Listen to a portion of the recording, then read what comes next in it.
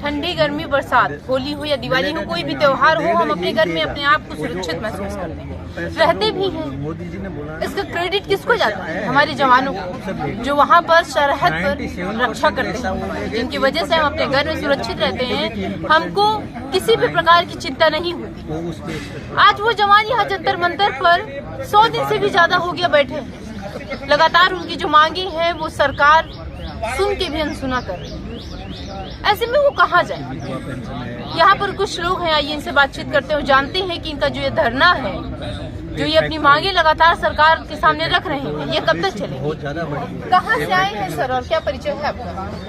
मैं झज्जर हरियाणा से आया हूँ और एक्स पूर्व सैनिक हूँ आर्मी से ही। अच्छा, आप यहाँ पर जंतर मंतर पर इतनी कड़ी धूप में, गर्मी में आए हुए हैं, कई सारी समस्याओं का सामना करना पड़ रहा है, क्यों आए?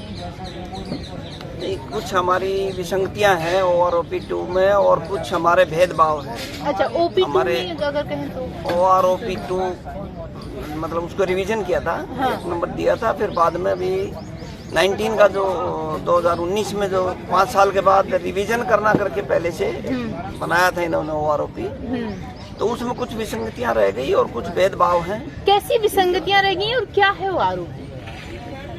वो जो हमारे सैनिक, पूर्व सैनिक जो है, सैनिक थोड़ी उम्र में आ जाते हैं और कुछ बाद में जब भी आते हैं वो भी थोड़ी उम्र में ही आते हैं, हाँ, मान लो, ठीक है। तो उनकी और हमारी पे में जो है ज्यादा फर्क होता रहता था, पे कमीशन लगते, हाँ। उसको ठीक करने के लिए गवर्नमेंट ने बोला था जो पहले वाले हैं उनको भी कुछ पैसा जो है नए वालों के साथ में ही दिया जाए, जिसको 1 रैंक 1 पेंशन। अच्छा, जो एक ही रैंक, फौज में रैंक होते हैं, हाँ। सिपाही, नायक, हवलदार जैसे जो भी, तो उनको भी एक ही रैंक वालों को मिलना चाहिए, जो चाहे पहले आया हो। सेम रैंक वालों को सेम पैसे मिलने, सेम सर्विस, सेम रैंक में, हाँ। सेम पैसा देने के लिए सेम ग्रुप, हमारे ग्रुपिंग भी होते थे, जहाँ जैसा काम किया है उसके मुताबिक, तो वो देने की कोशिश करने के लिए गवर्नमेंट ने एक स्कीम चलाई थी, जो काफी दिन से चल रही थी, लेकिन इसी सरकार ने हमारे को वो दिया, उसके लिए पैसा अलॉट किया, ताकि हमारे जो पूर्व सैनिक हैं उनको भी सहायता मिलती रहे। इसका मतलब ये है जो हमारे से मान लो 10 साल या 15 साल पहले भी आया, तो वो उस टाइम तो पे कमीशन कम में, पेंशन कम थी, यानी कि पेमेंट ही कम थी, तो वो उसी में गुजारा कर रहा था।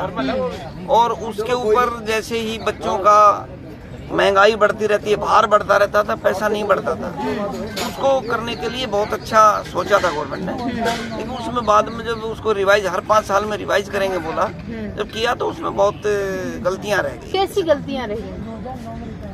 उसमें विसंगतियां सबसे बड़ी तो ये रह गई, गवर्नमेंट ने जो है हमारी जो 97% जो जनसंख्या होती है वो JCOR की है और 3% ऑफिसर्स की होती है। ऑफिसर्स को पेंशन पहले भी ज्यादा होती थी, लेकिन इस OROP 2 का भी जो पैसा अलॉट किया गया, जो फंड अमाउंट अलॉट किया गया, वो 90 से ज्यादा 94% के आसपास अफसरों को दे दिया, अधिकारियों को दे दिया।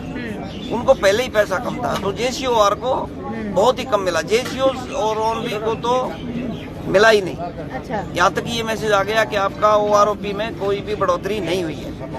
जब उसके अंदर हमने सोचा, देखा, गहराई से देखा गया तो वो गलत था।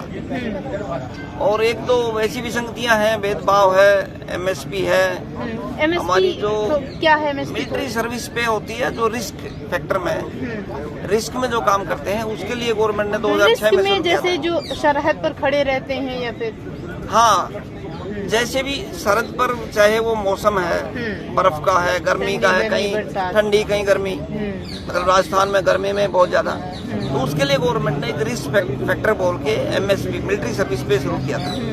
वो देखा गया तो जो फ्रंट लाइन में है, जो सबसे ज्यादा उस मौसम के, हाँ, जो उससे ज्यादा परेशान होते हैं, उनको कम दिया गया। तो ये देखा, हाँ, जैसे जवानों को 51-52 हजार रुपए दे रहे हैं, ठीक है, और पहले तो बल्कि 1000 ही शुरू किया था।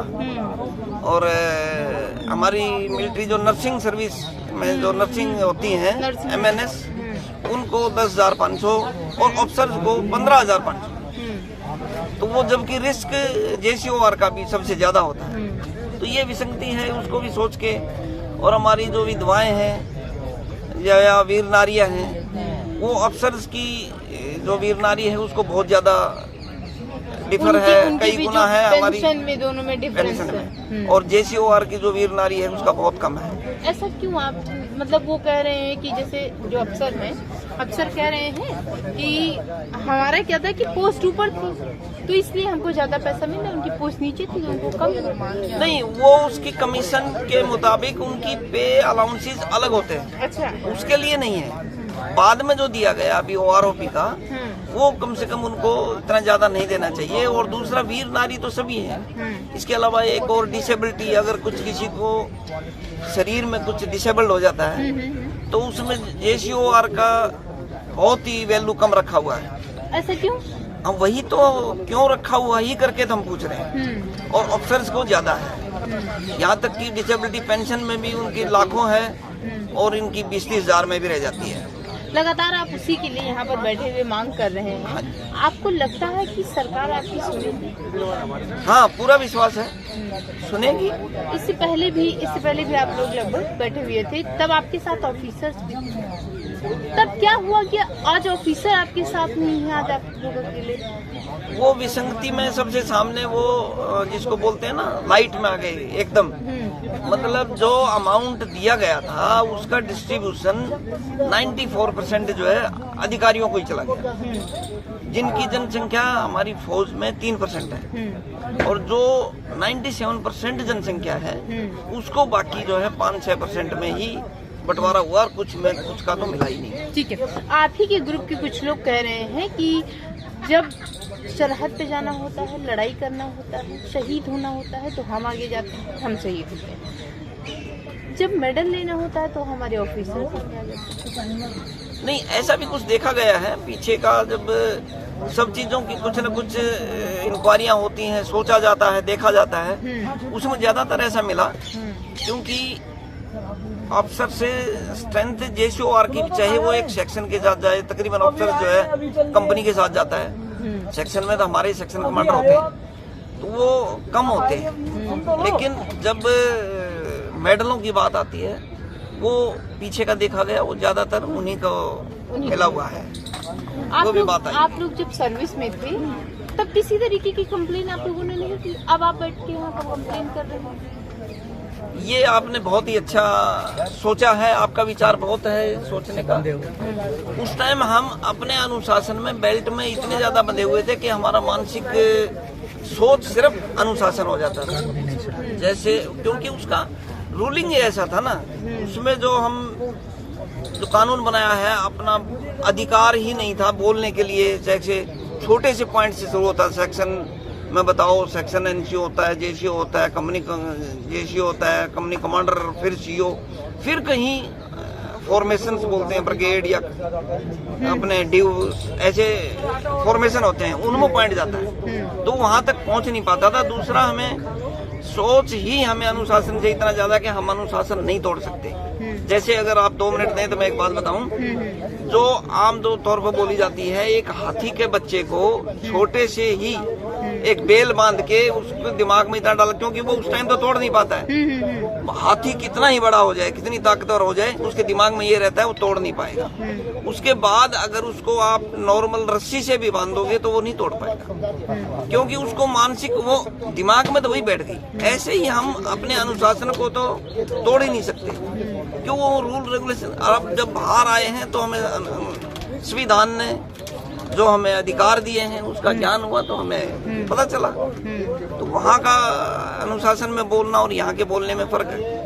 अच्छा, जब आप, एक और ऐसे सवाल है, जब आप ड्यूटी में थे बहुत सारे नेता जाते थे, बहुत सारे जो कई देश, माफ करिएगा, कई प्रदेश के मुख्यमंत्री जाते थे, प्रधानमंत्री जाते थे, मिलते थे, तब आप लोग इन समस्याओं को नहीं बताए? क्या तब भी अनुशासन कहीं वहाँ माइंड नहीं? वहाँ भी वही अनुशासन। तो अगर कोई भी पॉइंट हम अपने अफसरों को भी देना हो तो भी उनके थ्रू नीचे से देना पड़ता है। और अगर बड़े नेता बाहर से आएंगे तो उसके लिए तो चैनल इतना बड़ा हो जाएगा कि पहले वहाँ विचार विमर्श होके ही जा पाएगा।